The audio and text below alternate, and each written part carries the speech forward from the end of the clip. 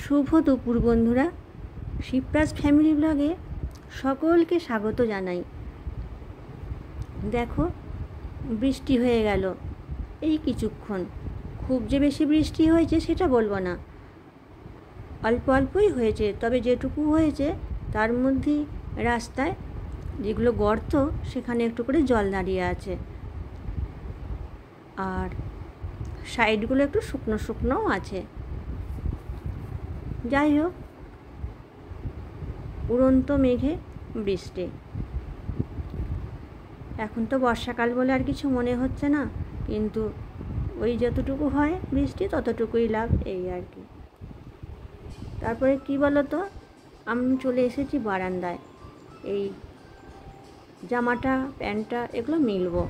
আসলে কি বলো তো, শুভর বাপি বাইরে গিয়েছিল, আর ও এসে জামা প্যান্ট আগেই ওকে কাচতে হবে, মানে কাচলে ওর মনে তৃপ্তি।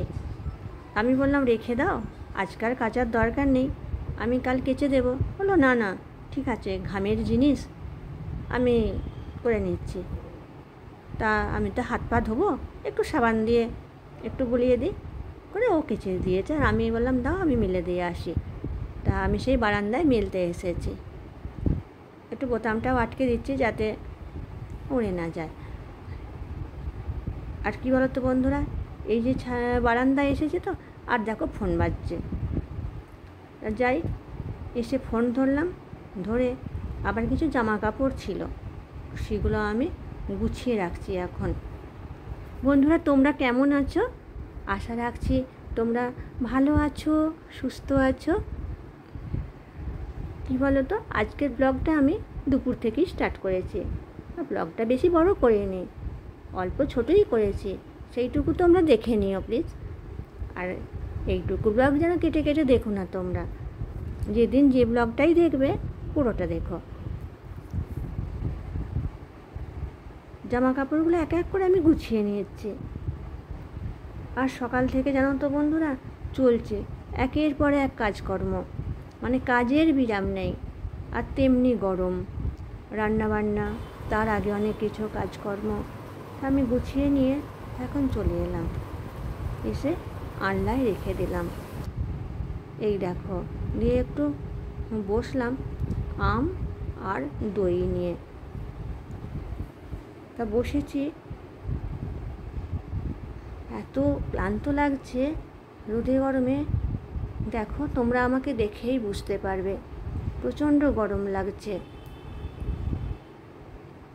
কি বলো তো, অনেকক্ষণই পাখার নিচেই ছিলাম না। বন্ধুরা আবার গিয়েছিলাম ছাদে, সেখান থেকে আবার কিছু নিয়ে এলাম। মানে ছাদে মানে কি, ছাদ থেকে তোলা ছিল, সেই ওপর থেকে নিয়ে মানে জমা করা ছিল আর কি, সেগুলো আবার নিয়ে এলাম। নিয়ে এসে এবার একটু জল খাচ্ছি, জল পিপাসা পেয়ে গেছে।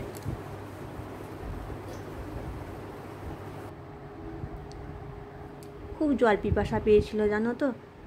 ছাদে গেলাম, সেখান থেকে জামা কাপড়গুলো নিয়ে এলাম, এবার বারান্দায় করলাম। তার আগে সকাল থেকে চলছে রান্না বান্না, তারপর খেতে দিলাম, আমার ছেলে বাইরে গেল, এই সব চলছে একের পর এক কাজকর্ম। আর গরমে শরীর যেন মানে কষ্টর শেষ নেই, তাই একটু পাখার নিচেই বসেছি।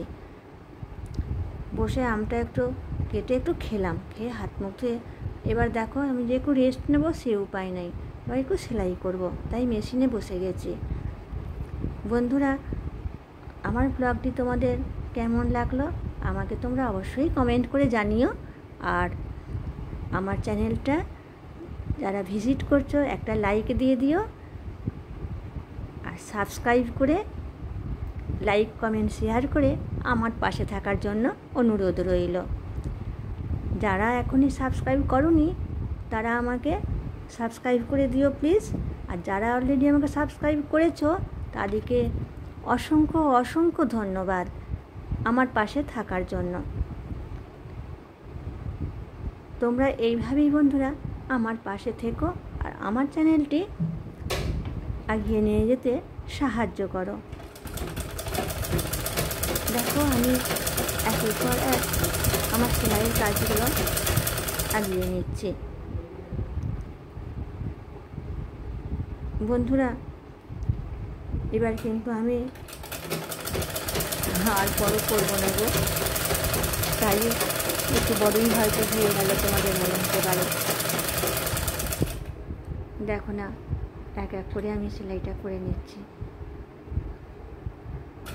এবার সেলাই করে উঠবো, তারপরে আবার বিকালের কাজকর্ম আছে, সন্ধ্যা রাখানো আছে, আবার আমার ছবি এই যে আবার ভিডিও যেহেতু দিই তার জন্য তার এডিটিং আছে, মানে সারা দিন রাত চলে একের পর এক কাজকর্ম।